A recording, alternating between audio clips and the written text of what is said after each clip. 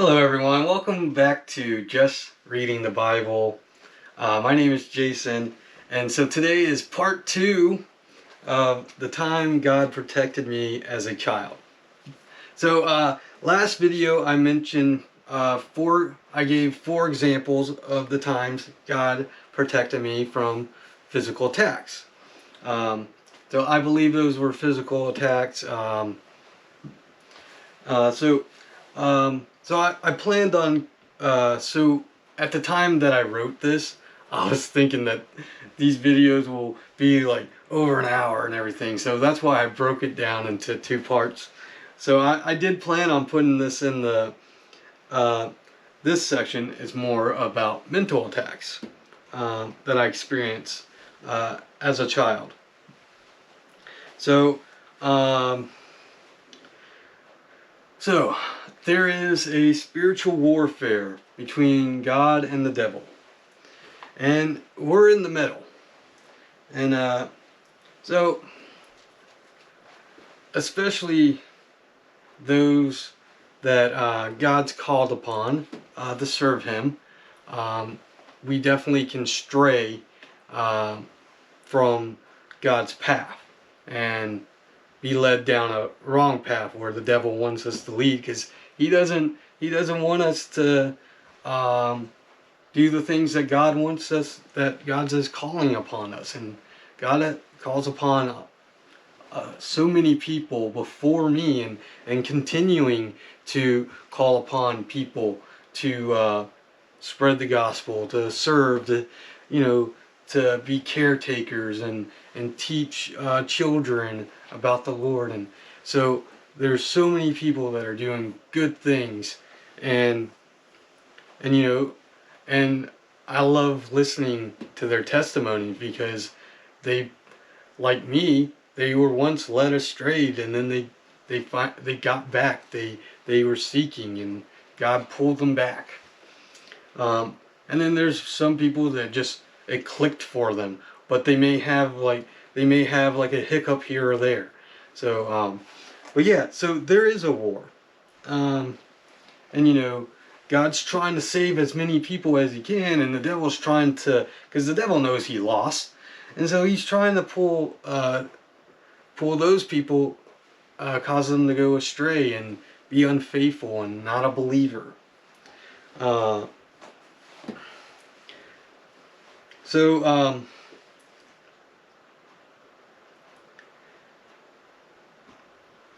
I'm just here to share my experience of being spiritually attacked during my childhood.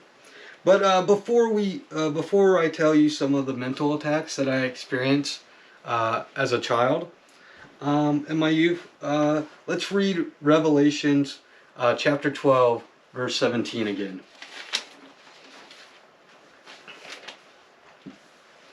Then the dragon became furious with the woman, and went off to make war on the rest of her offspring, on those who keep the commandments of God and hold to the testimony of Jesus. And he stood on the sand of the sea. So the dragon is the devil, and I know that Revelations chapter 12 is about when the devil is cast out of heaven in the future forever, and he plummets to the earth. But that doesn't mean he isn't waging war against us now. So just look what he's doing to excite the society, and how people are acting in this world right now. Like it says in Revelations, there's a saying. I'm sorry, I probably should have looked it up, but I'm just going off. It just came to me. Everything good is going to be turned into bad, and bad's going to be considered good, and good considered bad. So he's just making everything opposite. But that being said, let's go into some of my testimonies as a youth. Okay, so I think the first time that I was spiritually attacked was when I was 6 years old. So I was in transitional first grade. So they called it T1. So what does that means? After kindergarten, instead of going to regular first grade, I went to transitional first grade. So I had trouble with reading comprehension, and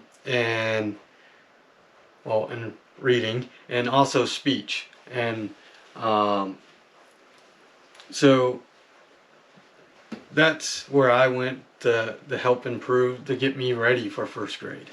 And and let me tell you, when I did go to first grade, I remember we were on, the teacher had us gathered on the floor. I'm sorry, going off topic, and we were supposed to read, and then we were going to discuss it. And I'm just sitting there, just pretending to read, not even reading the words. I had trouble reading, and when I was young, it didn't all. It finally kind of clicked in the 8th grade, and then I just found myself in the ninth, just diving in books and reading multiple books. So uh, I ended up loving reading. Love reading. So, but I was good in math, and it was funny. So, um,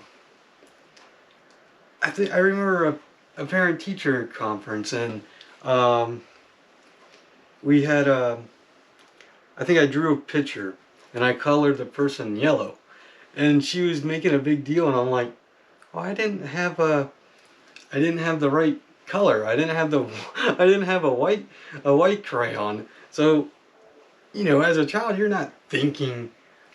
I don't know why she was making a big deal out of it, but I'm like sitting there like, oh, I just didn't have the right crayon. But anyways, going off topic. So 6 years old, and one night, my mom and her neighbor took us to this church in Gloucester, Virginia, which happens where I live right now. And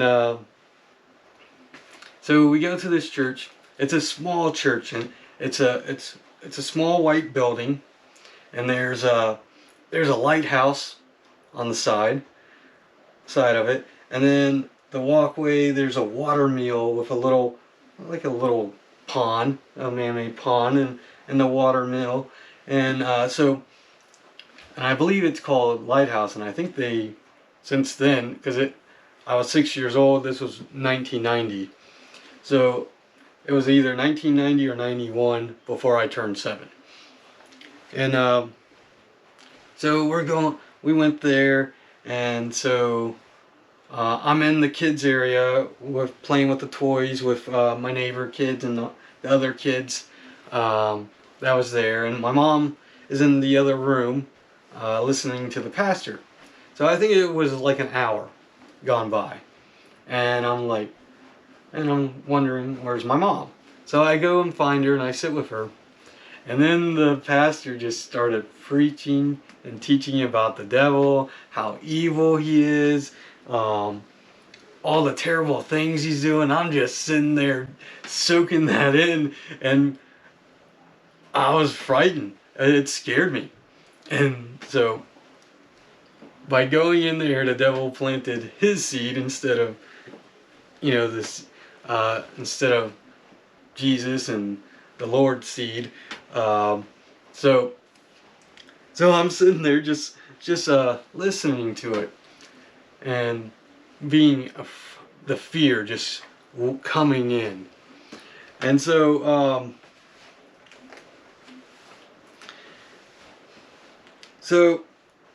after that, we go home, and I'm frightened. I'm afraid. I am 6 years old, and I'm still afraid of the dark. I barely don't want to sleep in my own bed as it is, and scared of thunder when it's thundering, and everything. So I end up sleeping in my parents' bed, and so my dad was overseas at the time, so he was in the Navy, So, um, and you know, she's trying to comfort me the best I can. And I remember laying there and falling asleep, and I feel something walking, you know, on the edge of the bed and everything, and it's terrifying. And so I'm scared out of my mind. And so my mom goes back to the pastor and like, he's scared. I don't know what to do. He's so scared. And so the pastor talked to me. I don't remember what he said, but I know his wife made an angel out of a toilet paper tube and made an angel for me. And so my mom asked and I wanted to take it with me to school. So my mom got permission, told him what was going on, and got permission where I can have that with me. And you know, after a while, it just went away. But you know, and then during that time that I was scared, the awesome thing was God sent an angel 2 separate times. And so I was sleeping, and all of a sudden I open my eyes, and I see an angel just on the floor, just a white. It was like a white puffy cloud, just on the edge of on the floor next to the bed, just protecting me. And so that was awesome. And I saw it 2 separate times. So, but yeah, so I'm very leery about talking certain things when little kids are around, because you know our mind at that age, our minds are just soaking up the information and everything, and we're learning new things and everything. So it could trigger fear, or happiness or something. It could trigger something, and so so I just want to. So now I know about the whole armor of God, and so that would be fun to teach kids, because you know you can make armor and stuff, and you can teach them about the armor to protect them from their nightmares and stuff. So yeah, but I do wish that I knew about the whole armor of God sooner, because I believe the devil and his minions had gained a stronghold on me at age 6 and been mentally attacking me until recently. Since I've been baptized and continuing to grow my faith, and it hasn't even been 2 months yet. So I was baptized again in November 19th, and starting to go to church and continuing to grow. So that helped in learning about the armor of God. And so in case you're wondering, you can read about the whole armor of God in Ephesians chapter 6, verse 10 through 20. And I do plan on making a video about that in the future. Okay, so another mental attack that I experienced was when I was 8 years old. So this was after first grade, the summer after first grade. My parents and we moved to a different apartment further up in Newport News. So I haven't got transferred over to the school for those apartments yet. So during the summer, in Newport News in the 90s, they had after school program. So and then it led in the summer where it's like, you know, now it's called day camp or something, where parents can drop off their kids and go to work their hours, and then come back and pick them up. So I remember 8 years old, and that was the year where I learned about, I don't know if you ever heard of the Bloody Mary thing in the bathroom, and it's dark and you say that in the mirror. So I also learned that, but I stayed away from that. But so the elementary school that I was about to leave was called Greenwood Elementary, and so at that school there's playground behind the school, and right near the playground, at the edge of the playground, there's a bunch of woods. And at that time, it was a lot of woods, but they ended up building the high school that I ended up going to, like in '97 or '98, called Woodside High School. So I ended up going there. I ended up coming back later in life in my teens, but in front of the school or behind the school of that elementary school. So that's kind of cool. Anyways, I'm kind of going off topic. So in the so I'm playing, and I notice some kids by the edge of the woods. So I go over there and find out what they're doing, and so they're yelling and making fun of this witch. So I'm like, I'm not thinking nothing out of it. So I played along and did the same thing. And then, being mean, making fun of it, calling it names and everything. And then we were called back into the school, and we usually stay in the gymnasium. That's where they usually have us most of the time. And so went back there, waited for my mom, continue playing and doing activities that the program had, and waiting for my mom to come pick me up. So summertime, she picks me up. I go back home. I play outside. I eat dinner. Play with my toys. Maybe watch some TV. And then at bedtime, I go to bed, and then the mental attacks starting.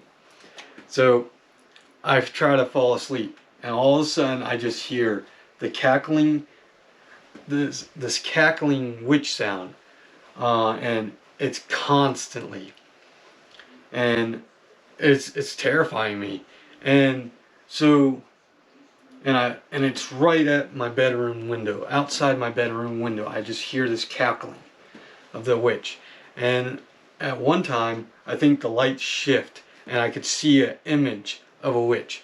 So I'm frightened. So of course, being a little kid, being young, I go to my parents, and it took about maybe 2 or 3 weeks to get me over this terrifying experience, and it just haunted me. The cackling was constantly when I probably lost sleep over it and everything. I just know something terrifying was outside that window, and so I believe that was, a mental attack from the devil and his minions, because witchcraft is part of the devil.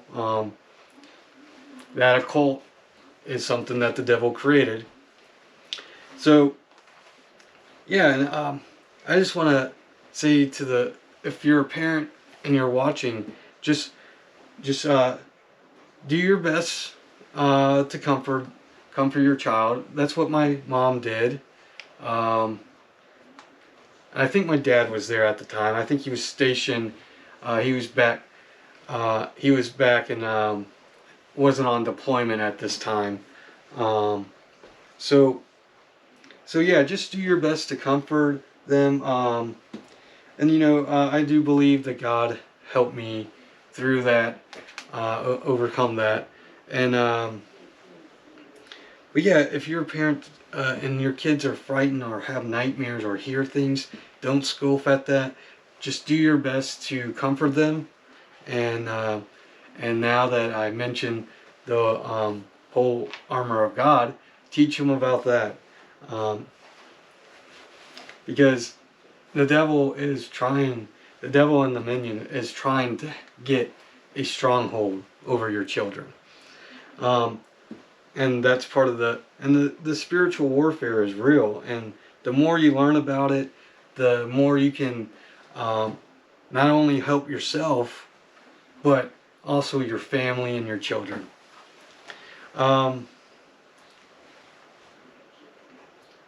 So just some other examples. So one time I think I was going to the bathroom. It was night. Woke up, was going to the bathroom, and as I came back out of the bathroom, I just saw an image of a guy sitting in a wheelchair, and so that didn't really scare me, but I found that kind of weird, and I think I just went back to bed. But there was another time where I went to the bathroom and I came back out. And when I came back out and I was heading back, my bedroom was right in front of me. And there's this image. So it's kind of like if you ever watched Harry Potter, the ghosts. So it's kind of like that. And there's two Doberman pinschers just standing in front of me.